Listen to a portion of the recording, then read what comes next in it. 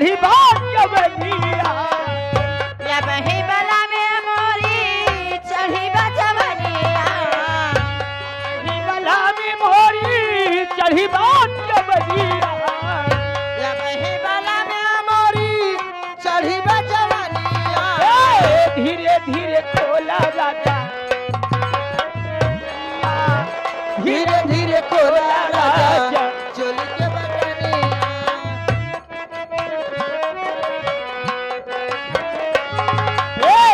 बही बला में मोरी चढ़ी बात जवनिया बही बला में मोरी चढ़ी बजवनिया धीरे धीरे खोला राजा के बटनिया धीरे धीरे खोला राजा चोली के बटनिया टपके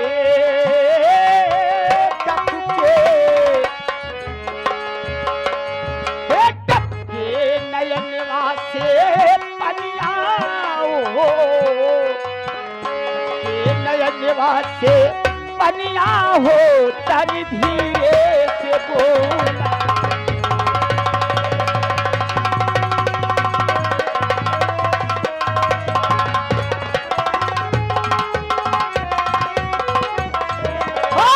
बही बला में मोरी चढ़ी बात जवनिया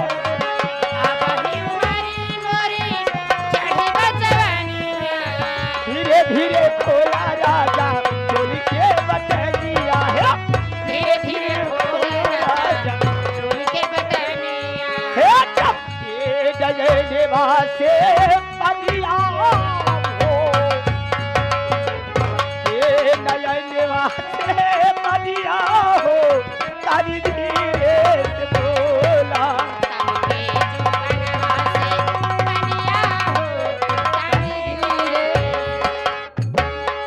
हाँ ये हमारे बड़े भैया रमेश कुमार सरोज भैया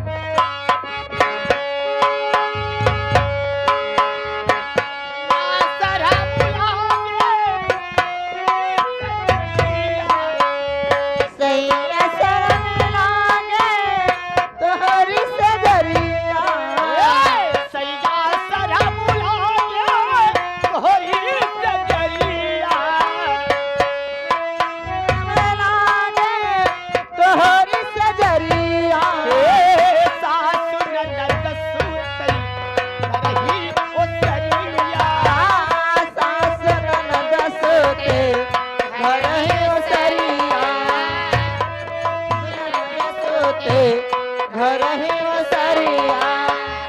सैया सरा मुलागे तोहरी से जरिया सैया सरा मुलागे तोहरी से जरिया सास ननद सुतई सास ननद सोते घर है सरिया सास ननद सोते घर है सरिया अगना अगना अगना अगना में सुतेला जे ठनिया हो अगना में सुतेला जे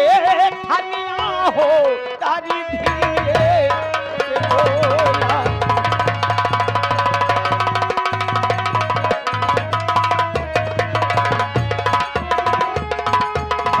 सैया सरा मुलागे तोहरी से जरिया सैया सरा मुलागे तोहरी से जरिया सासु ननद सुतई करही वो सरिया है सास ननद सोते घर ही सरिया अगना में सुतेला जे ठनिया हो तनी धीरे से बोला अगना में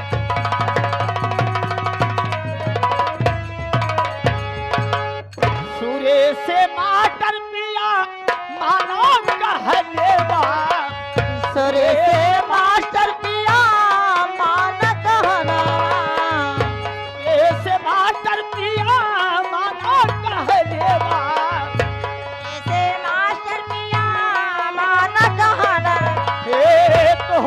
बिना नाही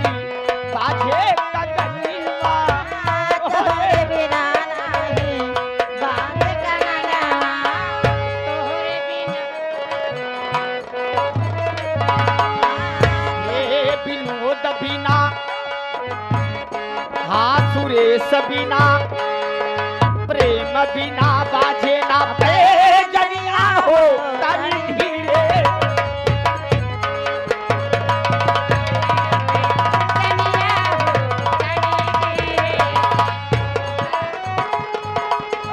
धीरे से बोला धीरे से बोला धीरे से बोला धीरे से बोला राजा धीरे से बोला धीरे से बोला राजा धीरे से बोला हे धीरे से बोला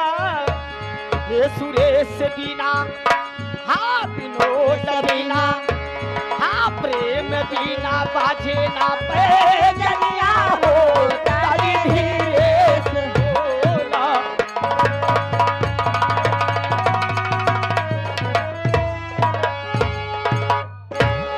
और साथ ही आगे